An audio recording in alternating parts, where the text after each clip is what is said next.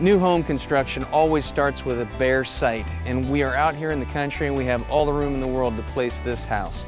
So the things you want to keep in mind when placing the house: distance from the road, configuration of the driveway, and of course we have to set the foundation at the proper height to get the water running away from it. So what we do is we mark out the house corners with orange flags for the excavator, and I set a wood stake in the ground to set the top of the foundation height. Those two things is all we need to start digging.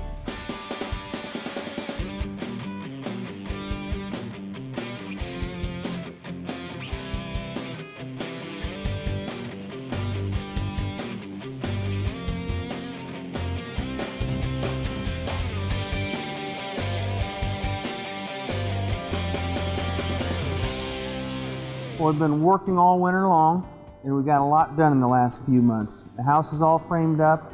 We've got electrical, plumbing, and heating and cooling rough ends done, and the insulation is almost complete. Excavation is the beginning of every new home project, and it's always very exciting when you got the basement dug and piles of dirt all over the site, and that means we're getting ready to make something happen. Then we come in and put the foundation in. I prefer a poured concrete foundation. When I do my foundation walls, I like to have lots of steel reinforcement, vertical and horizontal. A lot of people don't do that. I do that because that foundation needs to be there for 100 years plus without any trouble. After the foundation is poured, now we come into the basement and we have to start thinking about our finished layout. We need to know where our plumbing goes. We need to know where our electrical is coming into the house, where the septic is going out, where our sump pit is going to be. All these things, we have to dig them into the ground before we put the rock in the basement. Also integral to this stage of the project is making sure that we have proper drainage around the outside of our foundation and under the basement floor. To achieve that, we install 4-inch perforated drainage tile. And what it does, it allows that groundwater that's around the foundation and underneath the floor, it gives it an easy path. It gets in the holes of the tile and it drains to our sump pit where we can pump it out so we don't have a wet basement. After our drainage is complete, I like to put washed river rock underneath the basement floor, and it's for the same reason. Dirt will hold water, rock will let the water pass through and get to our drainage tiles. So anything we can do to keep that moisture away from our finished floor surface in the basement is something I like to do.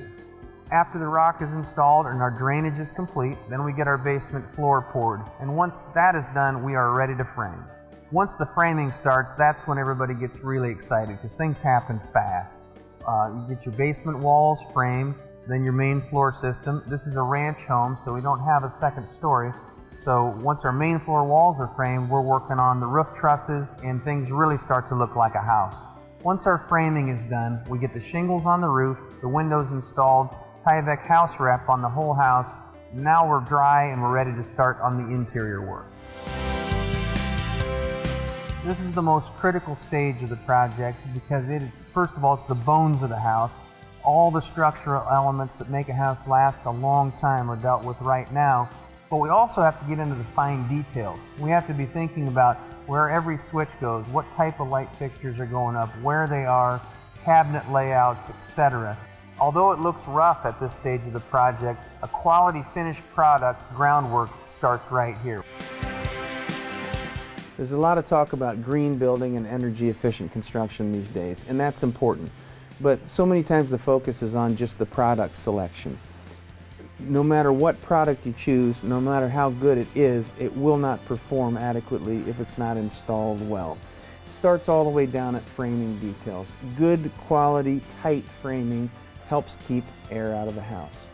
Once the framing is done, we come in and the product selection for insulation is key. This is Icynene brand spray foam insulation. It's a urethane-based product. They spray it in as a hot liquid, it expands, and then they shave it off at the face of the studs.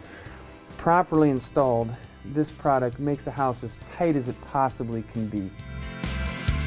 Next week we'll be hanging and finishing drywall, and the house will look completely different.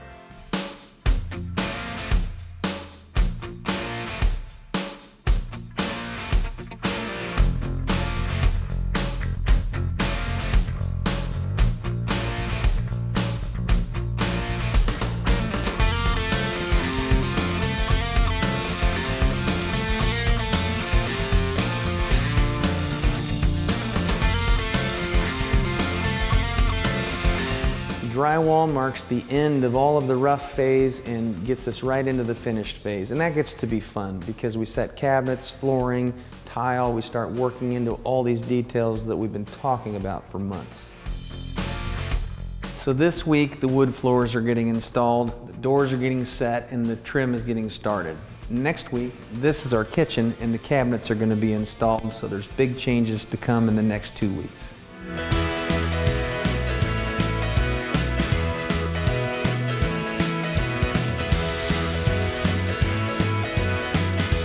Nothing makes a house start to come together more than getting all of the finished carpentry complete. Carpenters have been working in here for about a month, and we've got doors hung, all the trim on windows and doors, baseboard installed, cabinets are in place, and we've constructed all of our built-ins and have them installed. So things are really starting to come together.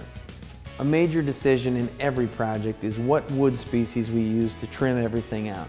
This home actually has alder, but they wanted a real rustic look, so we went with a knotty alder. With this real rustic looking wood, we didn't think just a narrow off-the-shelf trim was going to do the job in this house. So what we've got here is just solid lumber. It's a 1x4 with a back band piece on it, and then the baseboard is 1x6. And it just gives a lot of wood to the house without a lot of detail, which is the look we're going for. We constructed these built-ins in my shop per the owner just showed us some photos. We talked about it a little bit, drew some diagrams on the walls, got the scale just right, and this is what we've come up with. We decided to go floor to ceiling, the chimney, and we'll install this man-made stone product on everything. And we think it's really going to work nice with the wood floors and the cabinets on the other side of the room.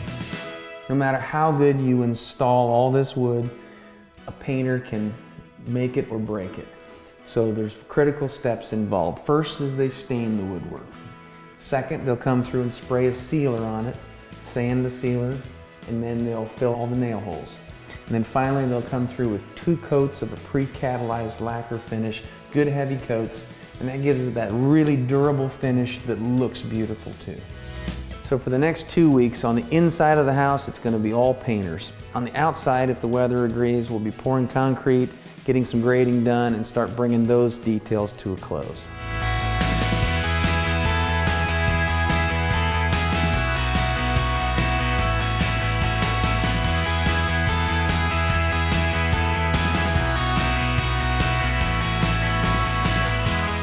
Well, the mechanical room is not the most beautiful place in a home, but it's arguably the most important. I like to organize things really well so everything you need is in one place. We've got the electric service panel down here, all of our water shutoffs. We run our water system on a manifold, so every fixture has its own shutoff down here. We run our gas lines in a manifold too, so there's not shutoffs hidden all over the basement or anything like that. It's all right here where you need it. We've gone to the on-demand tankless water heaters. It's very energy efficient. You only heat water when you use water. It's not sitting there heating a tank of water all day when you're not home. Also really important when you build a home tightly, like we do, is an air exchanger. This is called a heat recovery ventilator. You don't actually see these in a lot of homes, but every home that is built energy efficiently needs one. What this does, it makes sure that our indoor air quality stays healthy, and it also helps us manage our humidity in the wintertime so our windows don't sweat and we don't have mold and mildew problems.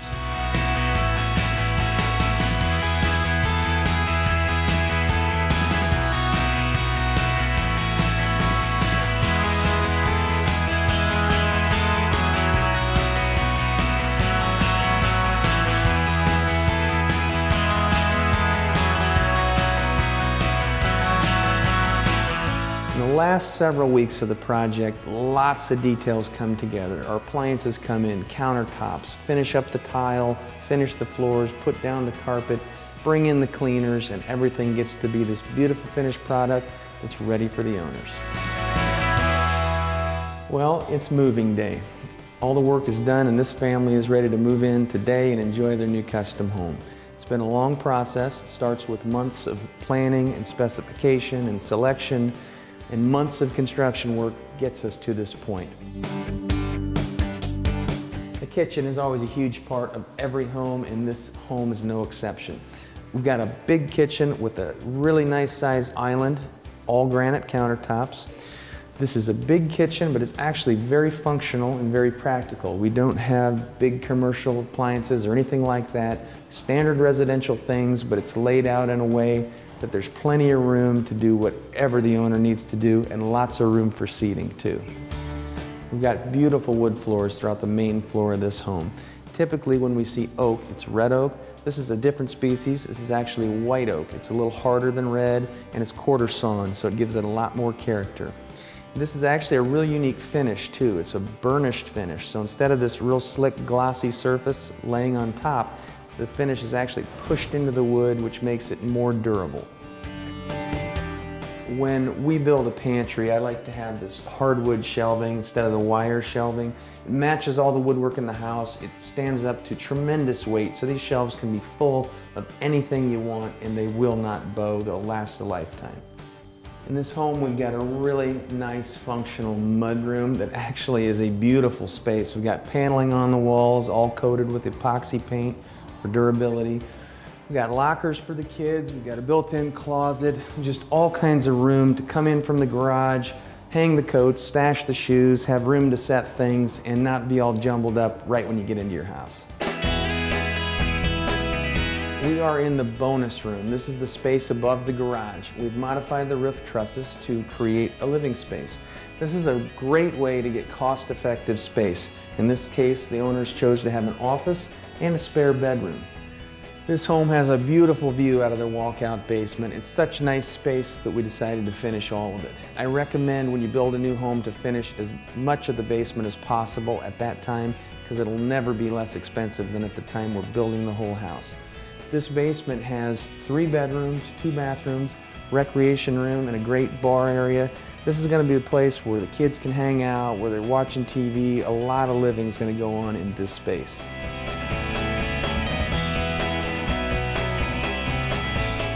These owners have a great walk-in tiled shower in their master bathroom. We've got the rain head coming out of the ceiling, regular shower head on the wall, and a couple of massage jets.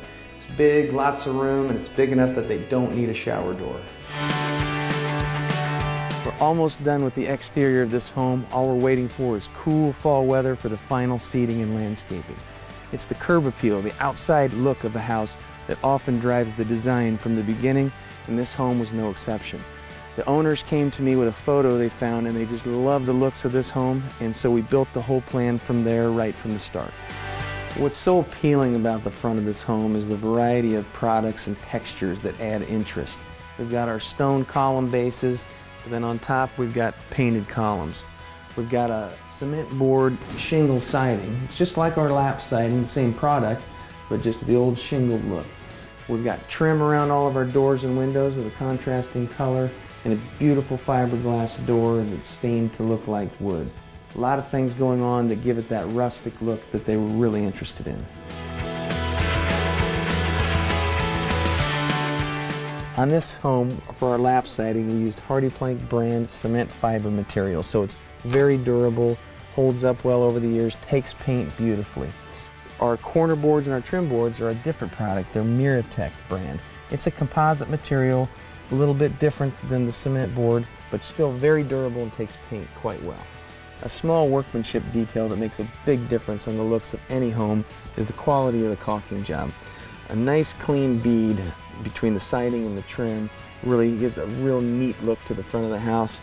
Plus we've got a crisp line where the trim color meets the body color, so everything looks as good as possible. We've got a beautiful country site, and these owners wanted a nice deck from which they could enjoy their surroundings. So they chose a composite material rather than wood. This is Trex brand. Been using it for a long time. It performs very well. It doesn't need to be stained. It doesn't rot. It's a really good low maintenance product.